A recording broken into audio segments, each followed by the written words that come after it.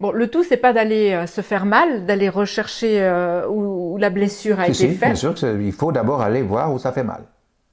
Et puis c'est devant ce qui fait mal qu'on commence le travail. C'est-à-dire, les états d'âme, est-ce que c'est entendu ça? La Oui. tristesse, l'angoisse, la colère sont les 3 états d'âme négatifs. Tu cherchais la liberté, c'est un état de corps. Mais la paix, la sérénité, la joie, ça, c'est des états d'âme positifs.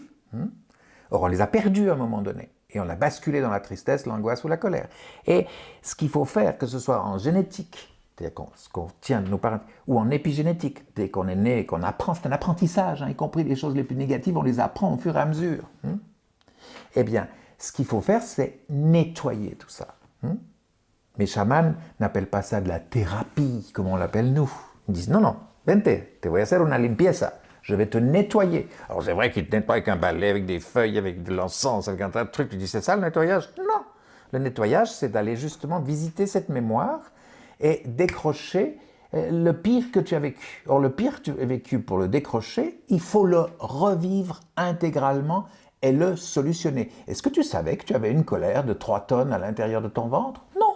Mais tu peux la traîner depuis 20 ans sans le savoir. Mais quand je te demande de la matérialiser et que tu entends qu'elle est rouge, que c'est de la lave, qu'elle est chaude et qu'elle fait un boucan de tous les diables, quand je te demande le son et que tout à coup tu me fais le Vésuve devant moi ou que tu la vomis ou que ça te monte à la gorge, quand les gens viennent des fois voir quelqu'un travailler, ils me disent mais c'est pas possible, elle n'est pas en train de vomir sa colère, elle n'est pas en train d'exploser. Bien sûr qu'elle explose. Je suis un petit morceau. Tant mieux. Je suis plus qu'une petite poussière. Tant mieux. Pourquoi? Parce que la poussière devient légère, la personne s'enlève, et la liberté, c'est ça? Ben oui, ça peut être ça, la liberté. Donc, il y a une transformation chimique, je dirais. C'est pour ça que je parlais de catalyseur et de transformation au sens précipité. Les gens qui viennent chez toi n'ont pas peur d'aller si loin? Mais ils le disent dans la démarche. Il y en a même qui paniquent complètement.